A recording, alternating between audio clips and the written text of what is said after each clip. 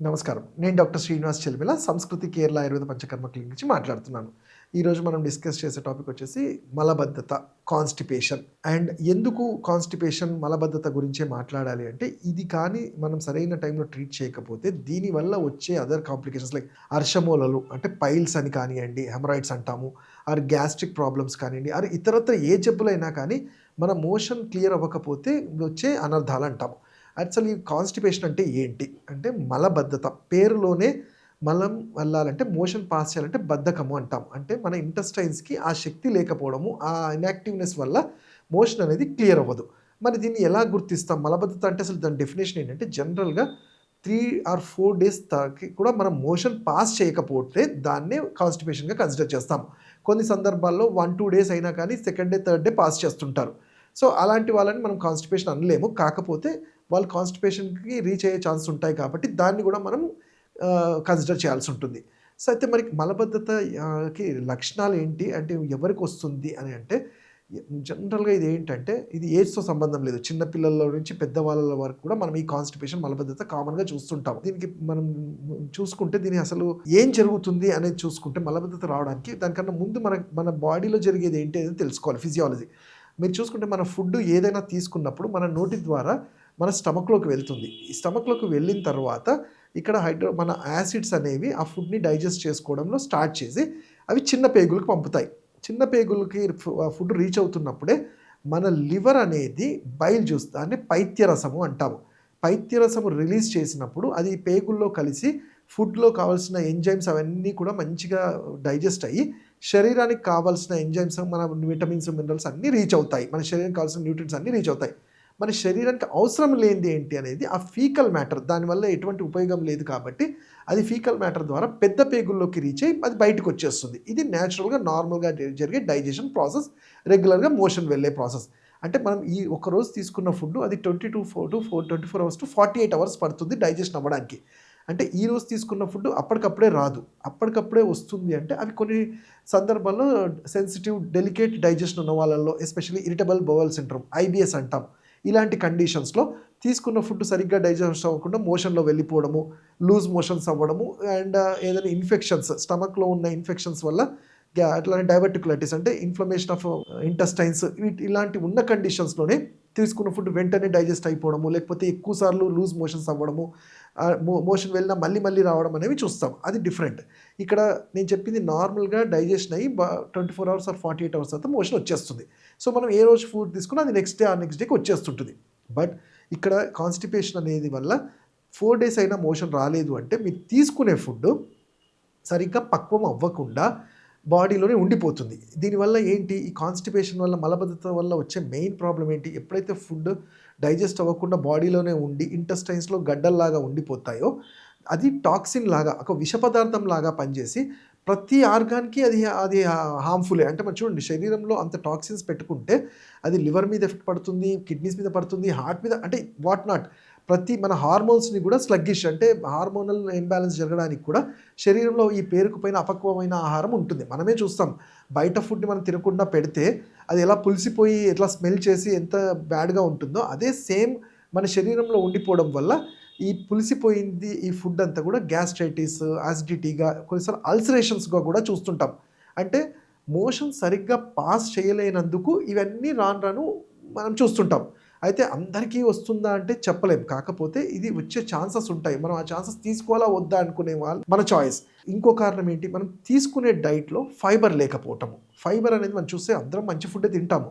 కాకపోతే ఏదో తినాలి కదా! ఆఫీస్‌కి వెళ్ళాలి, జాబ్స్ చేయాలి అని చెప్పేసి మనం హడావిడిలో ఏదంటే అది తినేస్తుంటాం.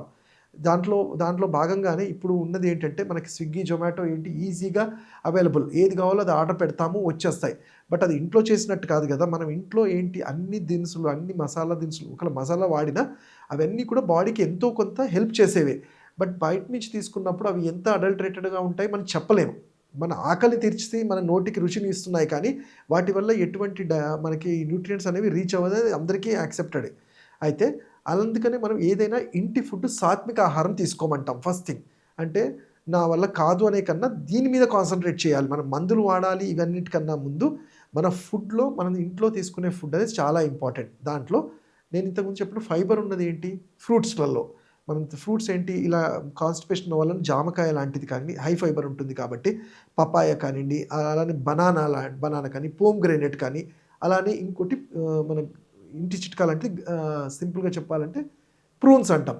డైడ్ ఆల్బుకరా ఇలాంటివి తీసుకోవడం వల్ల బాడీలో ఎంతో కొంత పెరిస్టాల్టిక్ మూవ్‌మెంట్ ఇంక్రీజ్ అవుతుంది. అండ్ మిగతా ఆయుర్వేదం కూడా కన్సిడర్ చేసింది రెండే 2 ఒకటి ఆవు నెయ్యి, ఇంకోటి తక్రము. ఈ తక్రం ఏంటి?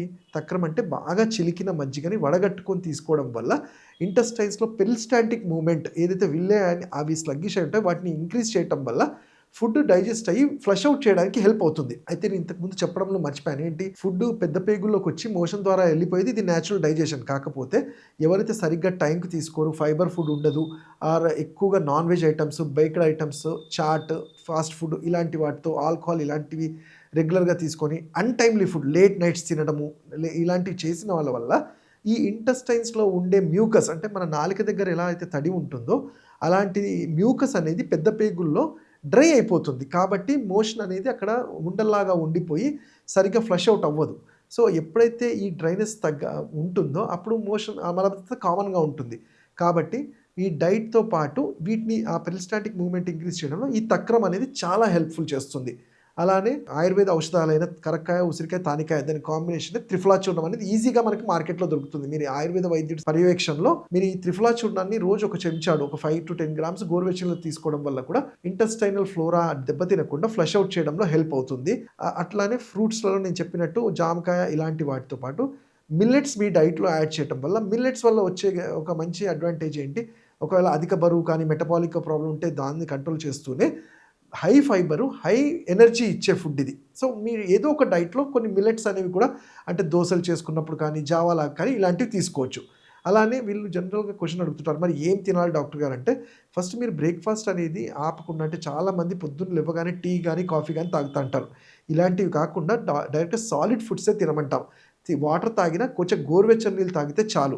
అలానే పాలల్లో ఆవు నెయ్యి వేసుకొని తాగడం కూడా చాలా శ్రేష్టం. ఎర్లీ మార్నింగ్ బ్రేక్‌ఫాస్ట్ జనరల్‌గా మనము ఇడ్లీ, దోస ఇలాంటివి ప్రిఫర్ చేస్తుంటాం. బట్ ఇక్కడ ఏంటంటే మీరు చూసుకుంటే మన ఇడ్లీ, దోస ఇవి ఫర్మెంటెడ్‌గా అయిన తర్వాత తింటుంటాం. అంటే రాత్రి పెట్టి పులిసిన తర్వాత తింటాం. ఆల్రెడీ ఇక్కడ డైజెషన్ వీక్ అయినప్పుడు వీళ్ళకి ఇది అడ్వైస్ చేయం కాబట్టి అప్పటికప్పుడు చేసుకునే పెసరట్టు కానియండి, రవ్వ దోస కానియండి, ఇలాంటి ఉండే ఇడ్లీ రవ్వ, బాంబే రవ్వ ఎటువంటి వాటివైనా రవ్వ ఉప్మాస్ కానీ, పోహ ఇలాంటివి అడ్వైస్ చేస్తుంటాము. లంచ్‌లో రైస్‌తో పాటు మంచి ఆకుకూరలు ఎక్కువగా ఉండేటట్టు, అలానే అడక్వేట్ వాటర్ ఇంటేక్ ఉండి ఈ కూల్ డ్రింక్స్ ఇలాంటివి కాకుండా ఫ్రెష్ ఫ్రూట్ జ్యూసెస్ లేదంటే ఫ్రూట్స్ తినడమే ఇంకా ఉత్తమం. అలానే సొరకాయని పీల్ చేసి జ్యూస్ లాగా తీసుకోవటము. వీటి వల్ల కూడా మెటబాలిజం అనేది కరెక్ట్ అవుతూ ఉంటుంది. లేట్ నైట్స్ కాకుండా ఎంత ఎర్లీగా మనం భోజనం చేస్తే అంత మంచిగా మెటబాలిజం కరెక్ట్ అవుతుంది. అలానే వీళ్ళని పెసరపప్పు అనేది చాలా ఎక్కువగా తీసుకోమంటాం. వారంలో ఒక 2, 3 సార్లు తీసుకోవడం వల్ల ఈజీ డైజెషన్ అయ్యి లివర్ ప్రెషర్ కూడా తగ్గుతుంది. ఇవన్నీ కానప్పుడే ఆయుర్వేదంలో దీనికి చక్కటి పరిష్కారం చెప్పబడింది. అదే ట్రీట్మెంట్స్‌గా ఏంటంటే వీరేచన కర్మ అంటాం. ఇందులో ఘృతపానాలు మందులతో చేసినవి తాగించి ఇంటెస్టైన్స్‌ని బాగా ల్యూబ్రికేట్ చేసిన తర్వాత వీరేచన ద్రవ్యం ఇవ్వడం వల్ల ఉన్నదంతా పేరుకుపోయింది ఫస్ట్ క్లీన్ చేసి, తర్వాత ఇమ్యూనిటీ ఆఫ్ ఇంటెస్టైన్స్ పెంచడానికి చాలా మంచి ఔషధాలుంటాయి. నేను ఇంతకుముందు చెప్పినట్టు చిరువిల్వాది అని కానియండి, ప్రత్యక్షణత్రయాది కానియండి, అభయారిష్ట అది మీ తత్వాన్ని బట్టి ఒక ఆయుర్వేద వైద్యుడిగా మేము డిసైడ్ చేసి చెప్తాము. ఇవన్నీ కూడా కానప్పుడు పంచకర్మలో థెరపీస్ ఉంటాయి. భస్త్రిక్రియ ఆర్ ఇమ్యూనిటీని పెంచడానికి అభ్యంగము, శిరోధార ఇవి మీ అవసరానికి తగ్గట్టు మేము సజెస్ట్ చేసి ఈ ప్రాబ్లమ్‌ని ఎంత ఎర్లీగా మనం గుర్తించి ట్రీట్మెంట్ చేయగలిగితే అంత బెటర్‌గా ఉంటుంది. ఇంకా వీటి గురించి తెలుసుకోవాలంటే నన్ను ఆన్‌లైన్ కన్సల్టేషన్ గానీ, హైదరాబాద్‌లో వచ్చి నా క్లినిక్స్‌లో గానీ నన్ను కలవచ్చు. నా నంబర్ 7658909501.